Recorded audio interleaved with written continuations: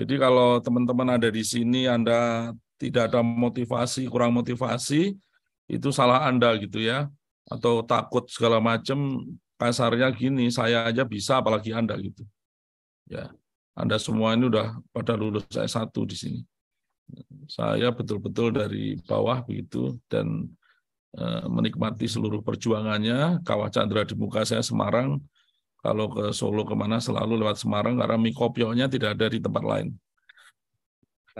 Oke, saya akan tentunya kalau saya dipanggil orang Jawa Tengah, Semarang, ya hampir tidak bisa menolak ya Mas Hardika. Karena hati saya ya separuhnya ada di sana begitu.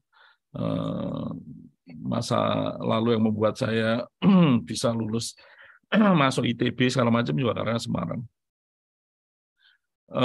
Mulai dari mana ini menarik ini. Tadi saya dengar juga Bu memberikan banyak motivasi dan gambaran besarnya. Saya akan mulai dari sini aja. Saya klik kok nggak lari ya. Sebentar, saya coba klik. Udah ya, indah ya. Saya mulai dari sini saja dulu. Bangsa ini bangsa yang besar. Indonesia ini bangsa yang besar. Sekarang penduduknya nomor 4 di dunia. Saya suka keliling, saya suka naik gunung. Gunung Merapi itu 11 kali saya daki. Seluruh gunung di Jawa Tengah di atas 2.000 pernah saya daki. Ada yang berkali-kali.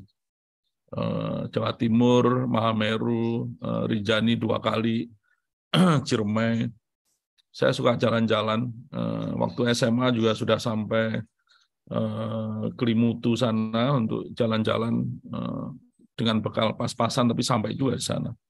Pulangnya malah bisa dinaikkan pesawat oleh orang tua teman yang ketemu tidak sengaja di ND. Jadi bisa naik Twin Otter dulu milik Merpati. Saya melihat bangsa ini keren. Indahnya bukan main, penduduknya ramah-ramah. Saya baru pulang dari Nias, baru semalam setelah 3 hari di sana untuk sosialisasi LPDP. LPDP memang dengan sengaja merencanakan sosialisasi di daerah-daerah yang memang belum tersentuh. Kami tidak merencanakan sosialisasi di Jawa, apalagi Jawa Tengah. Tapi begitu ada undangan, maka kita selalu hadir. Dimanapun ya, saya diundang beberapa kali di Demak, di Semarang, sekarang diundang lagi ya. Tidak perlu kita rencanakan, sudah banyak orang minta kita. Tapi kalau di daerah-daerah itu kehadiran kita sangat ditunggu-tunggu dan mereka belum tahu bagaimana mengundangnya. Maka kita rencanakan ya. Saat ini tim kita LPDP ada di Nias, ada di Mamuju, Sulawesi Barat, ada di Tarakan, Kalimantan Utara, akan berangkat lagi ke Kupang, saya minggu depan akan terbang ke Ternate, ada yang ke Biak. Jadi kita memang sengaja untuk menyentuh daerah-daerah tertinggal. Kasarnya begini, kalau tertinggalnya kita urusin ya tentunya yang lebih maju, selain bisa mengurus diri sendiri juga kita terus bantu ya. Dan faktanya memang bangsa ini keren, bangsa yang besar, yang sangat beragam. Saya pernah jalan juga ke Kinabalu di Kalimantan miliknya Malaysia, masuk hotel gitu. Lagu-lagunya juga lagu-lagu Indonesia ya, Tikus Endang, kadang ada keroncong segala macam. Jadi memang bangsa ini dari sisi budayanya juga bangsa yang beragam dan karena beragam itu keren. Ini bangsa yang besar. Nah, yang ada di slide ini adalah dari satu variabel yang namanya ekonomi. Kita ingin ekonomi kita maju, bisa memakmurkan dan mensejahterakan. Dan ini diprediksi oleh orang-orang asing, oleh lembaga-lembaga asing. Indonesia akan menjadi nomor 7 di dunia secara ekonomi, akan menjadi nomor 4 di dunia. Ya kira-kira di 2045 itu antara nomor 5, nomor 6 gitu ya di dunia. 2045. Tapi yang memprediksikan orang asing. Ini tidak akan terjadi kalau Mas Hardika, Mbak Sinta Dewi tidak bergerak untuk memajukan bangsa ini. Jadi semuanya tergantung kita. Ya, saya dari Semarang dengan darah Wonogiri ingin memajukan bangsa ini karena bangsa ini deserve the best. Bangsa ini layak mendapatkan yang terbaik, sudah diberi Allah dengan alam semesta yang indah, rakyatnya juga ramah, sangat toleran begitu ya. Ini yang perlu kita jaga agar bangsa ini secara ekonomi terus meningkat. Kemudian kita juga bisa setara dengan bangsa-bangsa lain di dunia. Ini menurut kami LPDP bergeraknya di sini. Ya, LPDP bergeraknya di sini. Tentunya banyak tantangan. Kalau nggak banyak tantangan ya nggak usah hidup gitu ya. Jadi memang hidup kita itu untuk menghadapi tantangan, untuk memecahkan segala persoalan. Ini tantangan yang ada di depan mata. Saya tidak mau berteori-teori, ini clear di depan mata kita. Ada yang perlu di silent kelihatannya.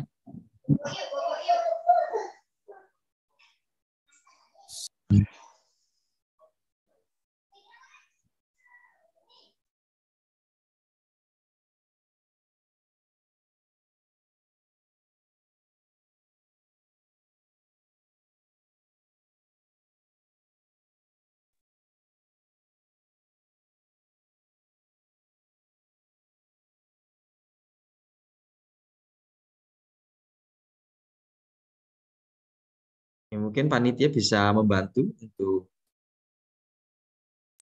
Ya, makasih Mas Ardika. Saya yang di-mute tadi, jadi nggak apa-apa. Ini di depan mata kita, dan saya ingin diskusi dengan orang-orang yang ada di hadapan saya ini kan semuanya lulus S1 nih. Mas Hardika mungkin S2, sebentar lagi S2 atau S3. Teman-teman yang ada di kepanitiaan pasti mau S2 atau S3. Ini betul-betul di depan mata. Bayangkan kita ingin menjadi negara maju. Negara maju itu cirinya, aku cek ya, negara-negara yang tergolong maju itu, makmur, sejahtera ekonominya gitu. Itu pendapatannya kira-kira 40.000 per orang per tahun. US dollar ya. Sementara kita baru 4.000-an per orang per tahun. Ya kira-kira 60 juta ya per orang per tahun.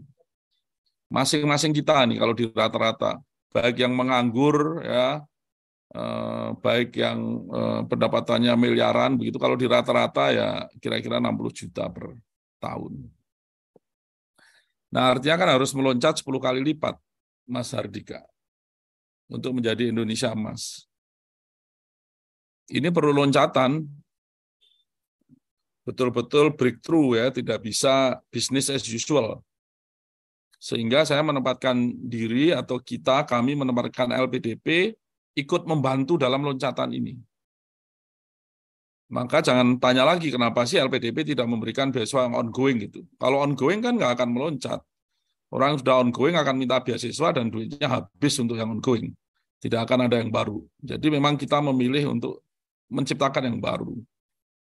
Sehingga LPDP dalam 2 tahun, 3 tahun terakhir memang meloncat ya, dari sisi angka meloncat, ada penambahan dana abadi kira-kira 2 kali lipat, tapi kalau Anda lihat jumlah yang kita berikan itu 4 kali, 5 kali lipat, yang biasanya 2.000, 3.000 per tahun sebelum pandemi, 2001, 2022 sudah mencapai angka 5.000, 6.000, ditambah yang dari Kemendikbudristek yang dananya dari LPDP, dan Kementerian Agama yang dananya dari LPDP untuk master dan doktor, itu sudah kira-kira antara 12.000, 15.000 yang kita alokasikan.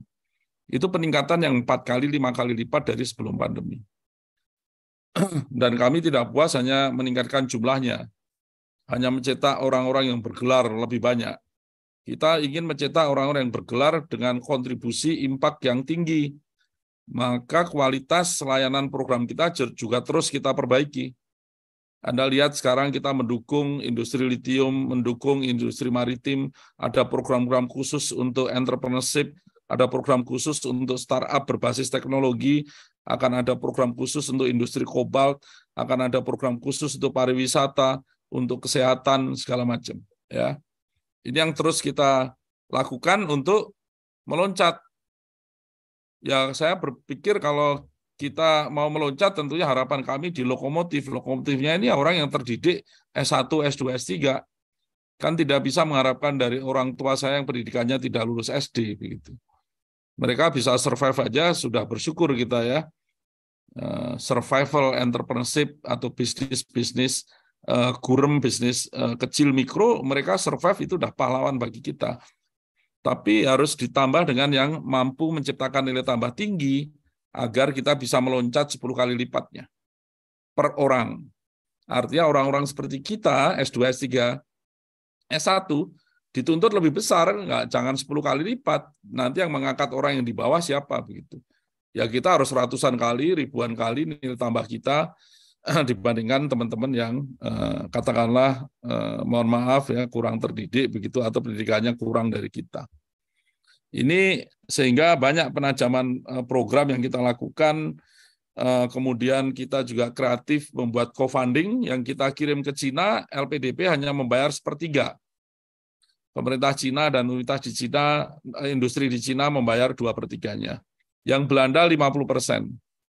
Bu Juni itu juga baru keliling Amerika mendapatkan beasiswa co-funding dari Berkeley, mereka membayar 5, kita membayar 5.